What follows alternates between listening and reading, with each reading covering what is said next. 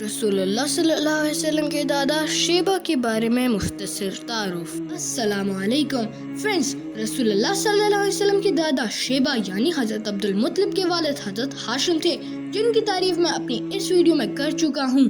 Viewers, رسول اللہ صلی اللہ علیہ وسلم کے پردادا یعنی حضرت ہاشم جب فوت ہوئے تو ان کی وائف مدینہ میں ہی تھی۔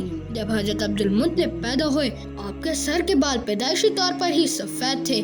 آپ کی والدہ نے آپ کا نام شیبہ رکھا، جس کا مطلب سفید بالوں والا یا بزرگی کے ہیں۔ فرینڈز، ڈو یو نو حضرت ہاشم کے بھائی جن کا نام مطلب تھا، حضرت مطلب اپنی قوم میں بہت عزیز تھے۔ ان کی سخاوت کی وجہ سے قریش نے ان کا لقب فیاض رکھا ہوا تھا۔ ویورز، رسول اللہ صلی اللہ علیہ وسلم کی پردادا کی فیملی کو نہیں پتا تھا کہ حضرت ہاشم کے ہاں ایک بیٹا پیدا ہوا تھا۔ جب حضرت عبد المطلب 12 سال کے ہوئے تو حضرت ہاشم کے بھائی مطلب کو پتہ چلا کہ میرے بھائی کا ایک بیٹا ہے۔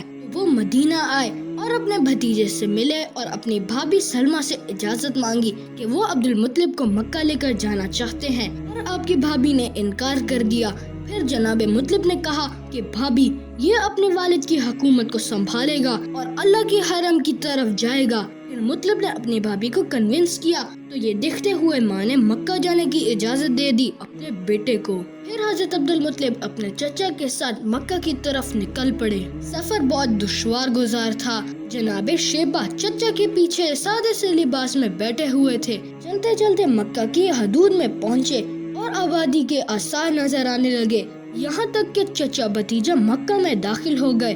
جب یہ دونوں مکہ میں داخل ہوئے تو قریش کے لوگوں نے دیکھا کہ جناب مطلب آ رہے ہیں، تو انہیں یہ لگا کہ جناب مطلب اپنے ساتھ کوئی غلام لا رہے ہیں۔ تو لوگوں نے آپس میں بولنا شروع کیا کہ یہ کون کم سن بچہ ہے مطلب کے ساتھ، ہو سکتا ہے یہ ابو مطلب ہو یعنی مطلب کا غلام ہو۔ فرینڈز، جناب مطلب لوگوں کے پاس آئے اور اپنے بھتیجے کو لوگوں سے انٹروڈیوس کروایا۔